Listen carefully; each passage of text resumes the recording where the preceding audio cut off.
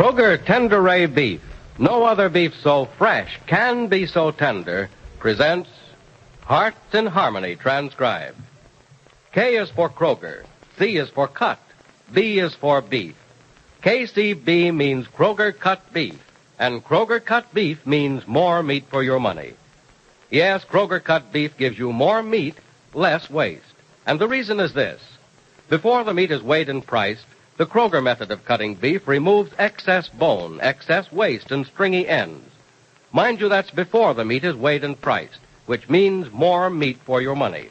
And it's top U.S. government grades of beef. It's tender, juicy, rich red, and marbled with just the right amount of flavory fat. Yes, in Kroger cut beef, you get a better value in top-grade beef.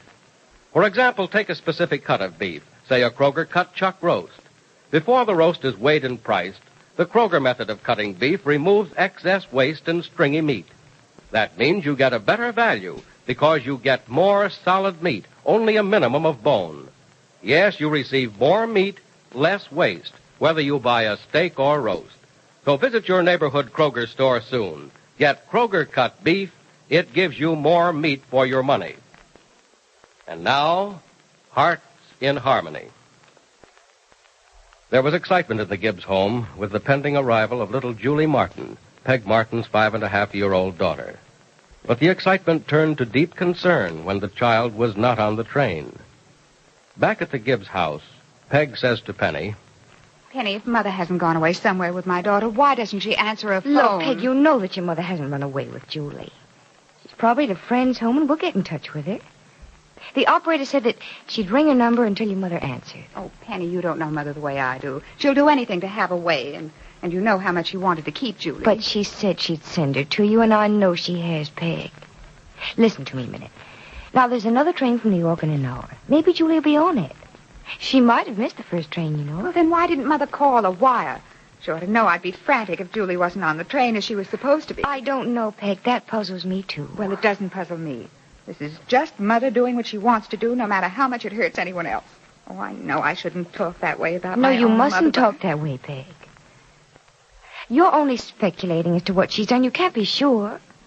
I honestly believe that Julie is coming in on the next train. Well, Johnny Keith is going to take me to the station again, but I know she won't be on the train. Oh, Penny, I'm just as certain as I can be. Mother's taken my child and run away with her, and I'll never see either of them again. Peg, don't talk nonsense. You realize, don't you, that you're calling your mother a kidnapper?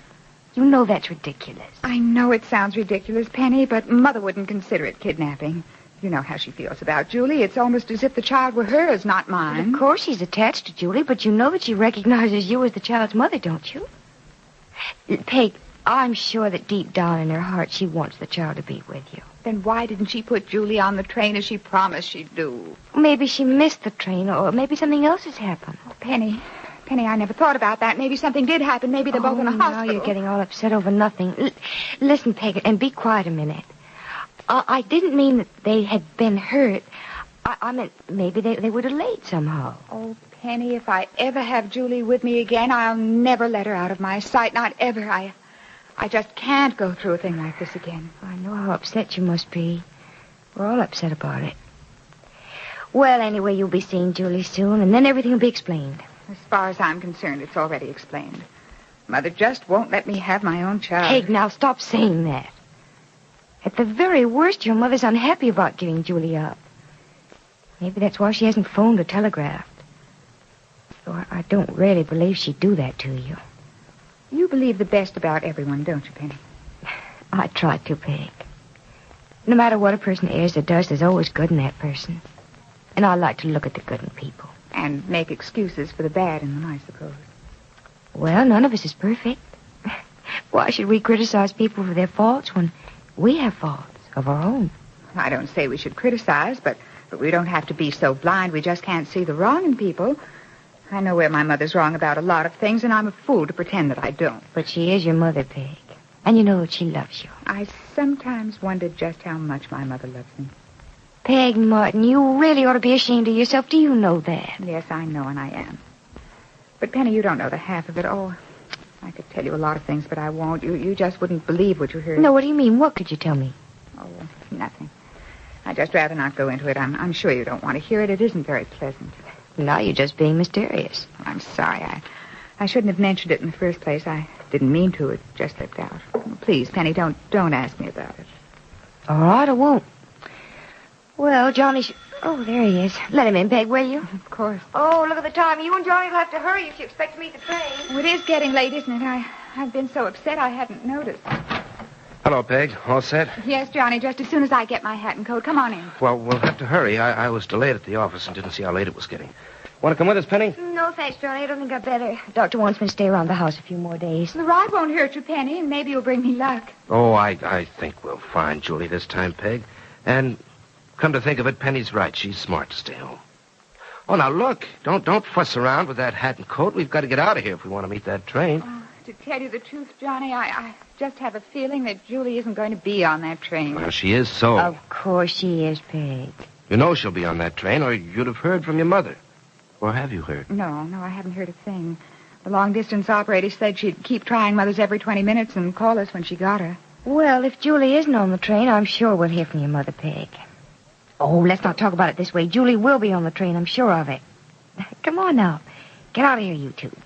Julie won't have anybody to meet her. Oh, all set, Peg. Oh, wait a minute. I'll help you on with your coat. It's all right. I have it. Come on, let's go. Yeah, well, I'm all ready. We should be back within an hour, Penny. All right. Look, call me from the station as soon as you meet Julie, though, will you? Mm-hmm. Then you are worried, aren't you, Penny? No, I'm not worried, Peg. But, the suspense is getting me down. Go on, get out of here, you two. And don't you worry, Peg. Oh, I'll try not to, but I just can't help it, Penny. Oh, for heaven's sake, who's at the door now? Well, answer the door, Peg, and tell them Penny doesn't want any. We've got to get out of here. It's funny. Either someone's brought the wrong doorbell or don't know how to ring it. Yeah, I noticed that. Yeah. Oh, well, good night. Can't you wait? What? Hello, Mommy. I'm here. Julie, darling. Oh, Julie. How did you get here, sweetheart? Penny, Johnny, it's Julie. Oh, I can't believe it. Well, something's gone wrong somewhere. Oh, Julie, darling, let me hug you. So good to see you. You're not mad because I came all by my own self. Oh, darling, how could I be mad? Here, sweetheart, let me hug you just once more. Well, now, look here, young lady. You don't have to hold that suitcase when there's a man around. Is this where we live now, Mommy? Yes, dear. Then I put my suitcase down. Oh, baby. Hello, Julie. You know, you've never met me, but we talked on the phone. Oh, excuse me, Penny. I'm terribly sorry. Julie, this is your Aunt Penny. Hello, Julie. Hello. Are you my real aunt? No, I'm not, but I'd like to be. And, Julie, this is your Uncle John. Oh, you're pretty. Oh, you're What? Julie, darling. Great. See, you don't care whether I'm real or not as long as I look all right. Well, thanks. Here, sweetheart, let me help you off with your coat. There. And then I want to know just exactly how you got Oh, here. golly, here comes the rest of the family. I'm afraid explanations will have to wait till later. Julie, I hope you don't mind meeting so many people at once. Julie, you're sure a glass of water's all you want, hmm? Wouldn't you rather have some milk? No, Aunt Penny. I like water. Well, water's certainly good for you.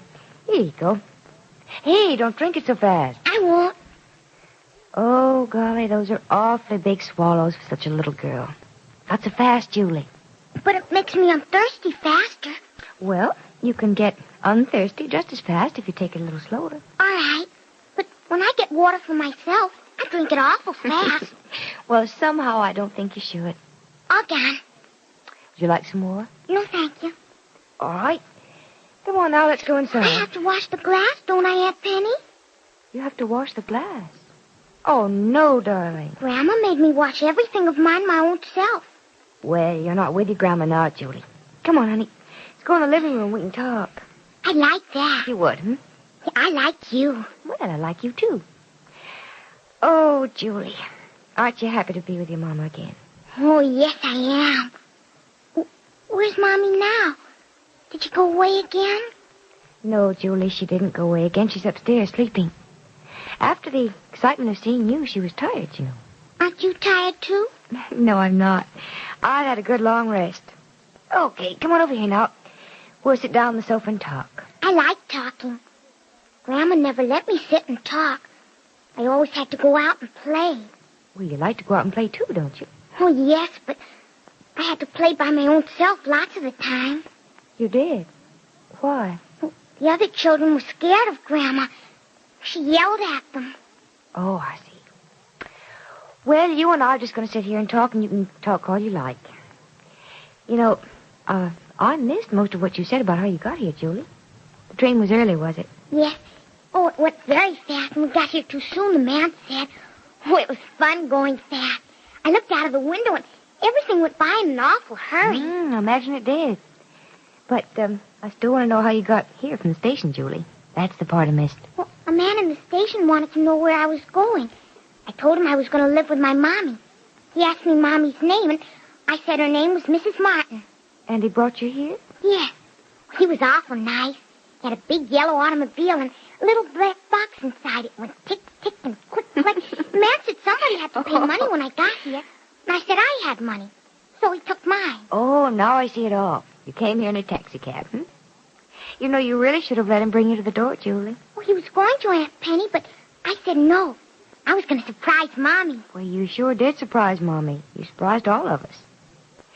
Julie, there's still something I don't understand, though. How did this cab driver know that your Mama lived here? Well, he said Mommy's name was in the paper. Daddy's name was in the paper, too. Daddy was bad. Aunt Penny, was my daddy bad? Well, Julie, I didn't know your father exactly. I mean, I really wouldn't know how to explain it. I think maybe you better ask your mother. Mommy never ever said anything about Daddy. That man said Daddy hurt somebody. You're hurt, Aunt Penny. Your arm looks very hurt, all bandaged up. Did Daddy hurt you? Not purposely, darling. Daddy was bad then. Oh, Aunt Penny, was he real bad? Did he always hurt people? Is that why he went away? Is that why other children have a daddy, but I don't have any? Oh, Julie, listen. Oh, Aunt Penny, why can't I have a daddy like other little girls? So little Julie Martin finally arrived in Rossville safe and sound. Will she bring happiness into the Gibbs home? Or will her own unhappiness bring sorrow and another problem to lovely Penny Gibbs? Be sure to listen to the next dramatic episode of Hearts in Harmony. KCB. KCB. KCB means Kroger cut beef. And Kroger cut beef means more meat for your money. That's right. Kroger cut beef gives you more meat, less waste. Because before the meat is weighed and priced, the Kroger method of cutting beef removes excess bone, excess waste, and stringy ends.